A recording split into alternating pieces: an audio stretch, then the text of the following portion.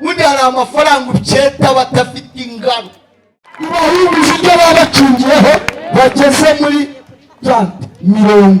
Ubundi 30 niko sirikata bavuganye nayo 30. Numva atari ndivugo se. Ku bakobwa habari imvugo ivuga ngo kuko umwami Imana, ku bahungu habari irivuga ngo nta jambo Imana ivuga ngo rihe. Abacugira ku gisirimba no ku ingo z'abandi zarasenyutse, urwobo ntirurasenyuka kuko Imana yatwipfunyitse.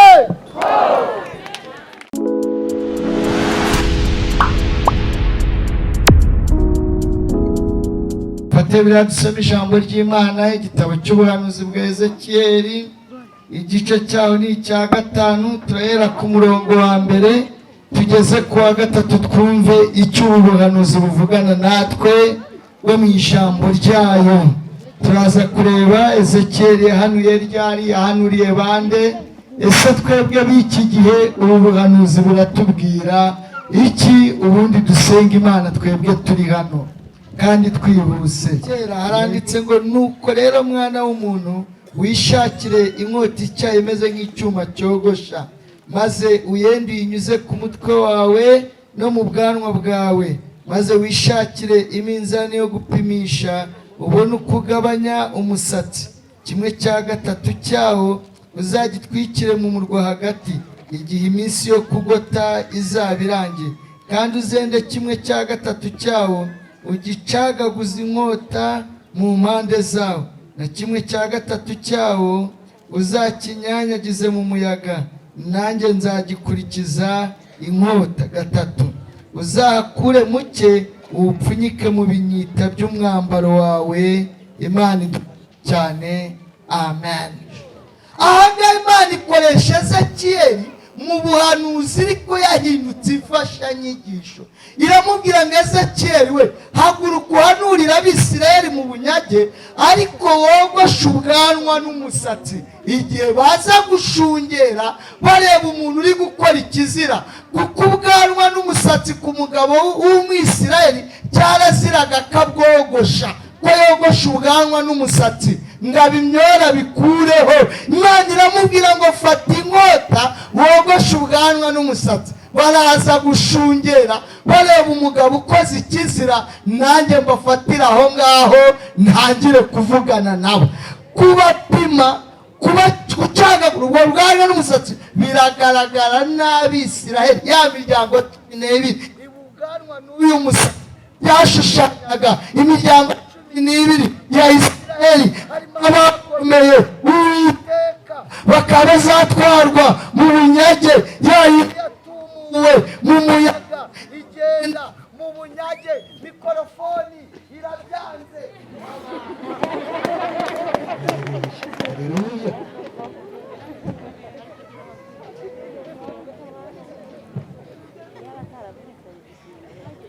Amen.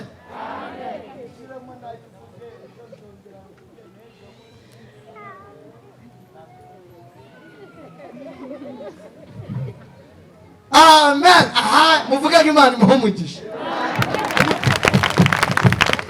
Imana iravuga ngo nubwo bimeze gutyo, harimo abazagwa mu murwa, mu marembo y'umurwa bagatwarwa mu bunyage, na Hitler akabamarira kubamara. Igihe Hitler mu ntambara ya kabiri y'isi yabahigaga ngo abice, burya ryari isezerano ryo mu gice cya 5, ariko ageze ku murongo wa 3 aramubwira ngo hari abanjye banyubashye kandi bariho ikimenyetso, abo ntabwo nabatakaza. Ubashirire mu kinyita, ubapfunyike, ubahisha. Ubundi ikinyita n'umwitero barubi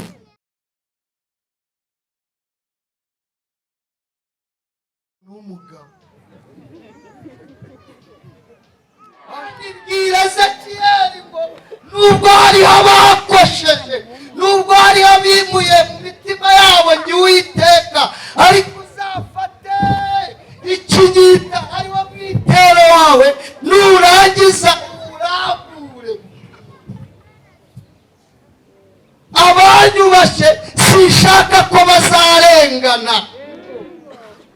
Hariho abantu bubashye Imana we, abandi barasambana ariko abandi bakomeza kubaha Imana we, abandi bariba barayapyeta. Undi hari amafaranga upyeta batafite ingano, ariko wakwibuka kuri umukozi w'Imana kavuga ati nubwo nta ngano ariko ntabwo nakwandavura. Ariko haleluya, bandi barasebanya nibasebanya, bandi baratikura nibatikura, bandi barasomana niwasomana. Bariya abantu bubashye Imana barakiranuka, bakiranuka mu bushomeri, barakiranuka, bakiranuka bayabonye, barakiranuka, bakiranuka ari abapfakazi, barakiranuka, bakiranuka ari imfubyi, barakiranuka, bakiranuka imyaka yabaye myinshi. Ndavuga ku rubyiruko bacungiye ku ijambo rivuga ngo kuko umwami Imana azantabara icyo gituma. Ubahumuje ibyo baba bacungiyeho bageze muri 30 ubundi 30 ni korose rikata bavuganye nayo, ubundi batangira bavuga 10 na 20 na 30. Numva atari ndivugo se.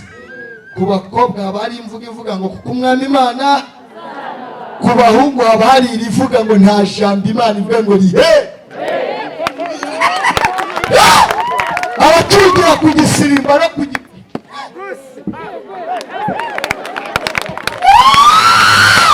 bandi bahungu barakubaganya niwakubagana. Abo ngabo rero abo subiramo ngabo, abo bubashye Imana bafata ubashirire mu kintu. Kabandi babikoraga bareba ariko ntibabikore, bandi banyweye kanyanga bareba ariko bo ntibayinywa. Ariko haleluya, amen. Numara kubashyira mu kinyita nturekeraho, numara kubashyira mu kinyita nturekeraho, unabapfunyike.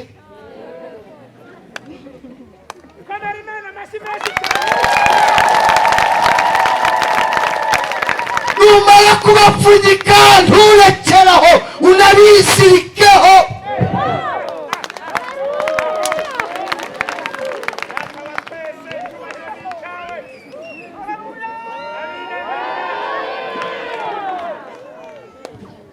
Nduwite kubivuze. Ubu hariho abantu Imana yipfunyitseho. Mbebera n'abantu batanu babwira ngo Imana yabipfunyitse, Imana yabipfunyitseho. Hariho abantu Imana yipfunyitseho, yipfunyitseho. Nasabye ijambo rirambwira ngo duhishamwe na Kristo mu Mana. Bivuga ngo kugira ngo tugeraho Imana yaradupfunyitse, idupfunyika muri Kristo, irangiza itwibikaho.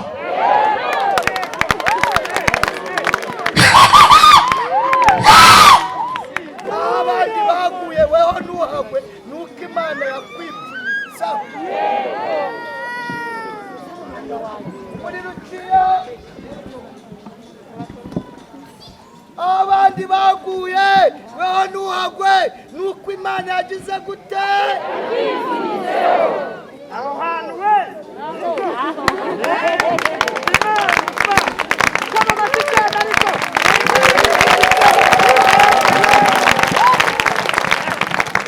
abandi baguye ku iseta niwahagwa kuko Imana yakwipfunyitse.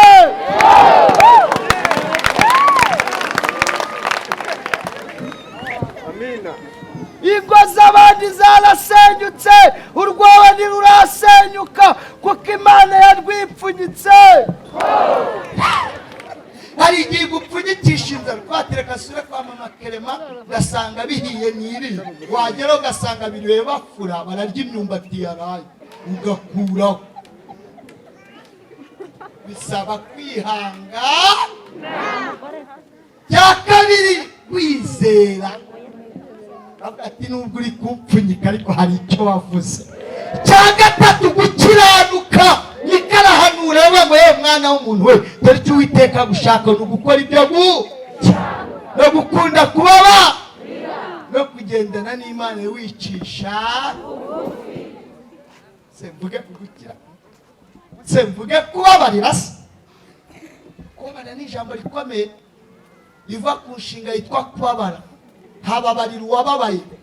Uzi kubabarira umuntu utagusabye imbabazi, kandi wamubabarira ugakora n'ibimenyetso bimwereka ko wamubabariye, yabyara ukaba ariho ujya gukubura ku mbuga kandi yarakuvuze, yakwicira ubukubizi ko ari wowe wabwishe, wabona fiyanse wa kabiri ukayita umugira umukora kuri table d'honneur.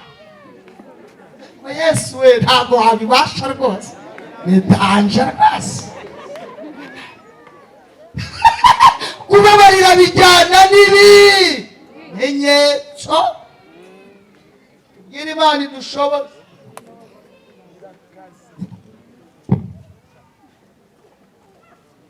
Kugendana n'Imana cyakata wicisha bugufi, uko uzamuka ukarutaho guca. Pasiteri Theogene wo ku matelefoni yose y'Abanyarwanda isi yose, ubundi nakagenda ukuntu numva ameze ukuntu, ahubwo ndapfukama nijoro kavuga ati Mana wabanye nanjye Butama, uzongera ubane nanjye mu majyaruguru. Kagendana nawe wicisha kugira ngo urebe ko waguma mu mugongo, nawe yishinze amaguru gukuramo igenda. Nasomye ijambo rivuga ngo nabateruye mu kirimu, mbaterura mu kivu, kandi ndacyana bahetse. Imvi zizarinda ziba uruyenzi. Imana niyo yonyine iheka nticutse.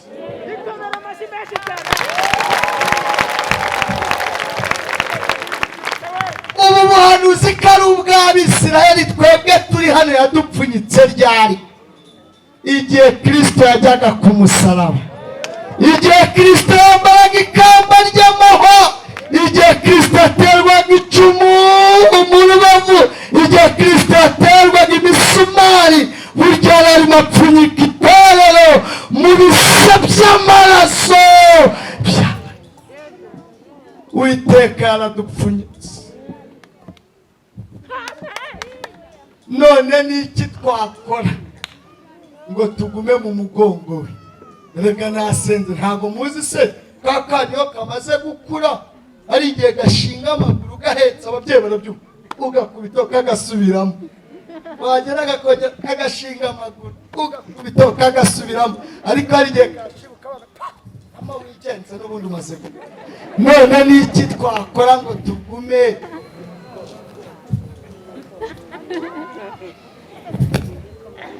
Kandi umugongo uraryoha ku bana,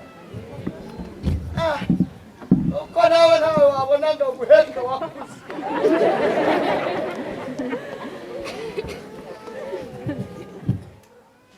Abakeneye kugira ngo mugume mu mugongo, namwe arabakeneye mutarakizwa kugira ngo abahekane n'abangaba. Ariko Yesu ni mwiza, zikaduheka tugakwirwamo.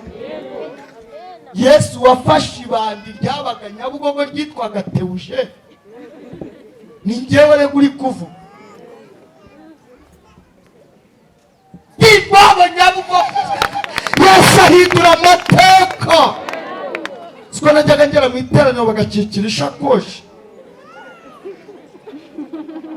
y'ibyaha byakwishe, ntawe wakugirira icyizere. N'igihe usura umuntu bakavuga ati arayitwarana na cagi, bagahamagara umwana ngo abakuganirize. None nicaranye n'umushumba atashizeho ucunga. Mukomeye amashyi. Yesu wankuraho akama agakiza, mwongera amashyi. Data wa twese yarangiza akanshyira mu mugongo we, akamvekana n'abarokore. Ariko Mana we ndagushimye, izina ryawe rihabwa icyo. None nanjye ndi kumwe n'amakorari mvuza ipendo, nicaranye n'umushumba hariya.